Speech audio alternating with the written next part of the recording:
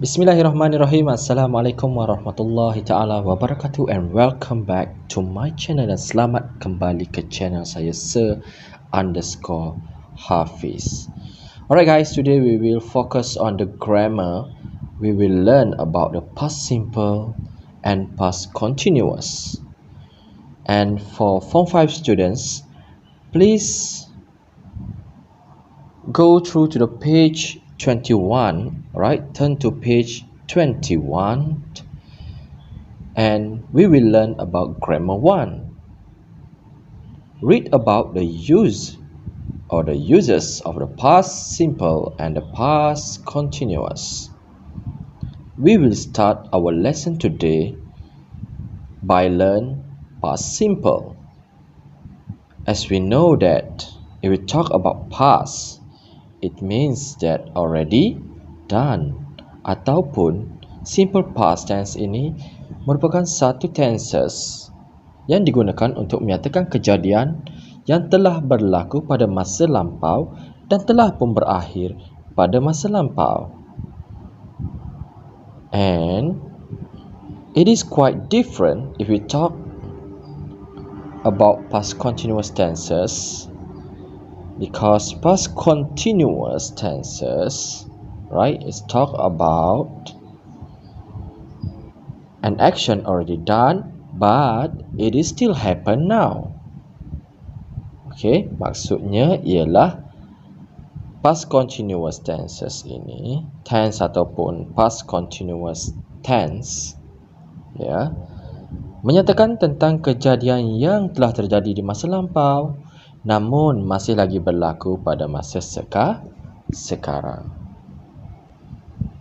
And as we know that if we talk about the past tense, right, they have a verb here. We have a regular verb and irregular verb. If we talk about the regular verb, kalau kita nak bercerita tentang regular verb, we will plus ed or d at the back, right? Kita akan letakkan ed atau d di belakang setelah kata kerja bentuk pertama.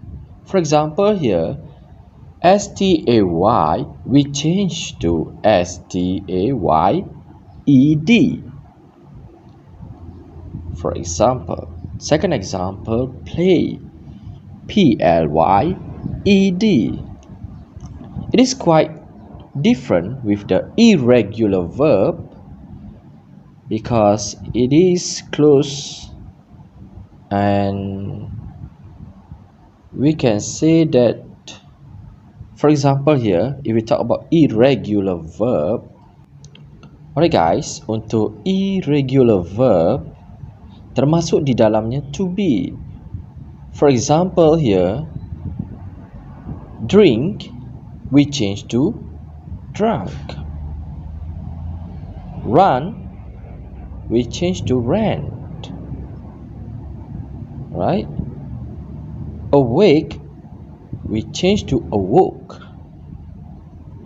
But some of the irregular verb, they have their same verb, right? Ataupun mempunyai bentuk kata kerja yang sama dengan bentuk kata kerja dasar walaupun dia di dalam past tense ataupun simple past tense. For example, put, kita tidak ada tukar ed ataupun pat, kita kekalkan perkataan put. Cut, cut, kita juga mengekalkan dengan perkataan cut. Alright guys, we will continue. Alright, focus on page 21. Past simple.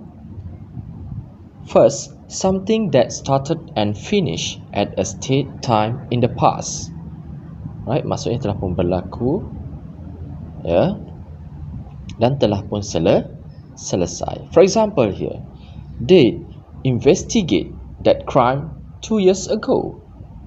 Maksudnya mereka telah menyiasat, okay, menyiasat kejadian jenayah tersebut 2 tahun yang lalu. Alright, investigate, but here we just plus D.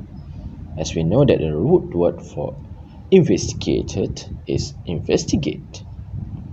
Number 2, past, routines and habits. Maksudnya ialah kebiasaan, apa yang kita lakukan.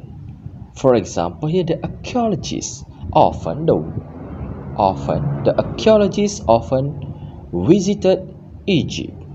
Here we can say that archaeologists, right, this is past routines or habit that have been done by the archaeologists, visited Egypt. Maksudnya ialah melawat di Egypt. Selalu maksudnya sudah, often. Number 3, situations or state which were true in the past but are no longer true. For example, here, Tony believed in ghosts when he was a child. Okay, we can say here, this is a situation, satu situasi. Alright, ini adalah situasi yang betul pada masa lalu. Ya, Tony ini percaya yang dia percayakan hantu semasa dia masih lagi kecil. Okay, that is a situation but are no longer true because that is already past, because when he was child, maksudnya masa budak-budak betul. Okay, but maybe already dah besar. Okay, not scared with the ghost or not believe in the ghost. Number 4, actions that happen one after the other in the past. For example, when telling a story, Dean opened the door of the haunted house, went inside and walked slowly up the stairs. Opened, right? The root word here is O-P-E-N, but because it is a story already past, we put ed. When, right? When, W-E-N-T, right? Inside, and walk, W-A-L-K-E-T. And the last one for past simple, past actions which won't happen again. Right, this is already past but not happen again. Homer wrote. Okay, we know that the root words here is write, W-R-I-T-E. And then Homer wrote many stories about the ancient Greeks. Okay, maksudnya ya, Homer ni dah menulis banyak cerita tentang ya, khazanah Greek. Now let me talk about the past continuous, right?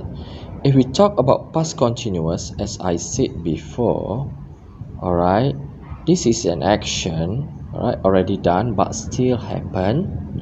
Okay, can be happen, right? Masih lagi boleh berlaku. For example here, actions that were in progress at a state time in the past. Right, for example here, the historian was reading. Alright, was reading. Why we use was reading? Because the historian only one person, singular. A book at 5 o'clock last night. And for the second one, we talk about 2 or more actions that were in progress at the same time in the past. Alright, 2 action here. I was watching a spooky program while my brother was doing the laundry. Here we can say that they have 2 situations here already done. I was watching a spooky program, alright, and my brother was doing the laundry. Maksudnya kat situ ada 2 situasi. Okay, menonton dan juga melakukan kerja-kerja membersihkan baju. And past continuous also number 3 here, giving background information in a story. Right, you give it a background. For example here, the sun was shining and John was walking in the forest. Here we can see the background information. Right, background information here we can see that the sun was shining. Alright, kita memberi maklum maklumat. Okay. Was shining maksudnya nampak, bersinar, sinar ataupun cerah. Was walking. Alright, telah berjalan. And number 4, an action that was in progress in the past that was interrupted by another.